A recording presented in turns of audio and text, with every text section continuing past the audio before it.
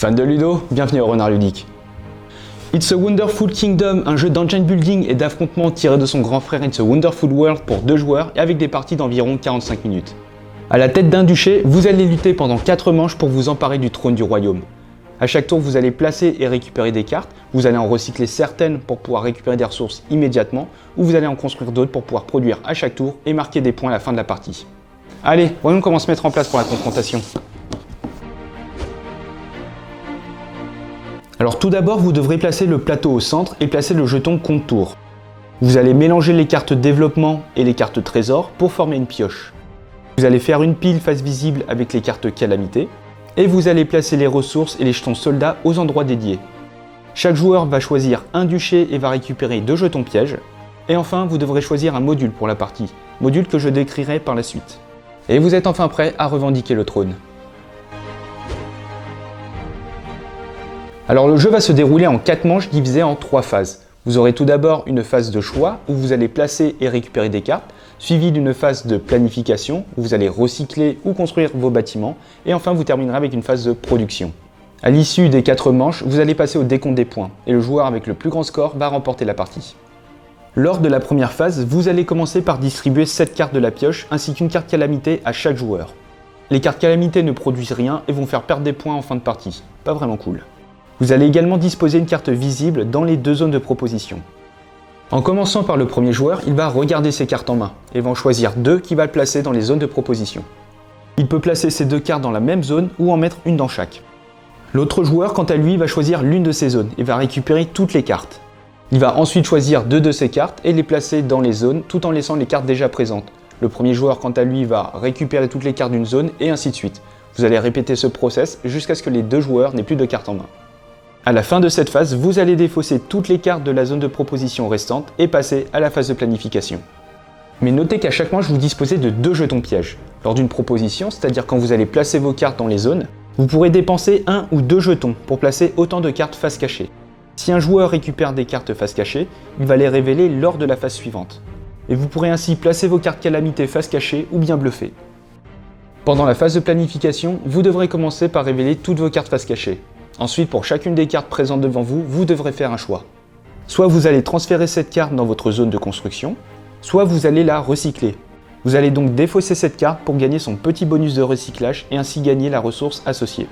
Cette ressource, vous allez pouvoir la placer soit sur l'une de vos cartes dans votre zone de construction, ou bien la placer dans votre zone d'alchimie. Et vous avez 2 types de cartes spéciales. Vous avez tout d'abord les cartes trésor, que vous devrez absolument recycler pour récupérer 2 ressources, et vous avez les cartes calamité, que vous ne pourrez pas recycler et qui vous feront perdre 4 points à la fin de la partie.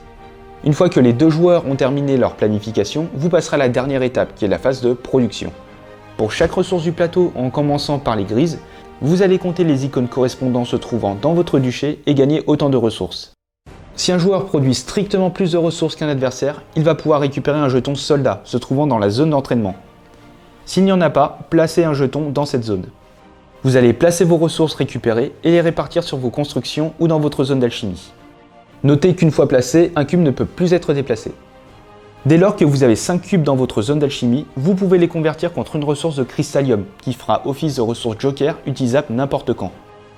Dès que vous avez construit une carte, en positionnant les ressources nécessaires en haut à gauche, vous allez récupérer les bonus de construction, s'il y en a, et vous allez la placer dans votre duché. Ce bâtiment pourra alors produire les ressources indiquées tout en bas. Vous allez répéter ces 3 étapes 4 fois avant de passer au décompte des points, et le joueur avec le plus de points va remporter la partie. Et pour rappel, vous devrez utiliser un module pour vos parties. Alors il en existe 3 avec plus ou moins d'interactions et plus ou moins complexes. Alors tout d'abord, vous avez le module menace, où chaque joueur va récupérer un paquet menace parmi 4 et qui va venir remplacer les cartes calamité. Dès que vous allez en prendre une, pendant votre phase de planification, vous devrez appliquer les effets de la carte. Effet qui va s'activer à chaque tour tant que la carte est encore présente dans votre zone de jeu. Et en plus, vous allez perdre des points à la fin de la partie. Et pour les détruire, vous avez une 4e phase, où vous allez pouvoir dépenser autant de jetons soldats qu'indiqué sur la carte pour la défausser. Et vous avez ensuite le module quête, où chaque joueur pourra remplir différentes étapes pour obtenir des bonus. Au début de la partie, vous devrez choisir un plateau parmi 3. Sur ce dernier, seule l'étape de fin est obligatoire, tout le reste est optionnel. Chaque étape a un coût et un gain, et ne peut être fait qu'une seule fois.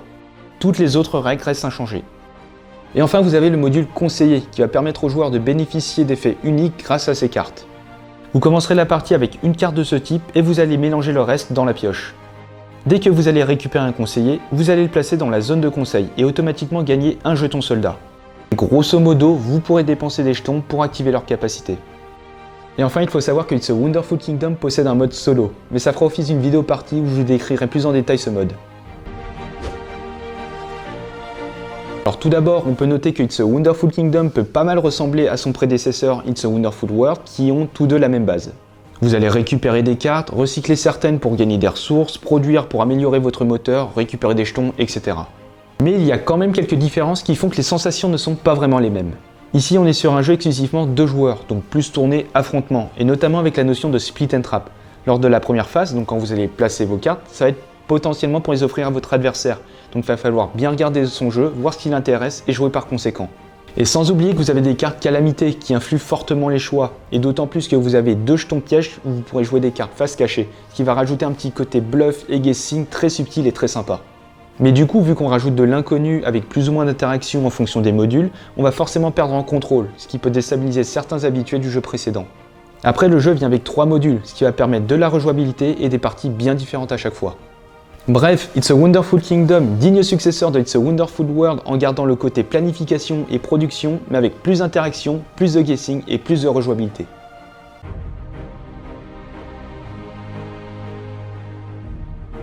Et voilà, c'est la fin de cette vidéo, vous savez comment vous emparer du trône. Comme d'habitude, n'hésitez pas à soutenir cette chaîne en laissant un pouce bleu, en commentant et en vous abonnant. Et sur ce, on se retrouve dans une prochaine vidéo. Ciao!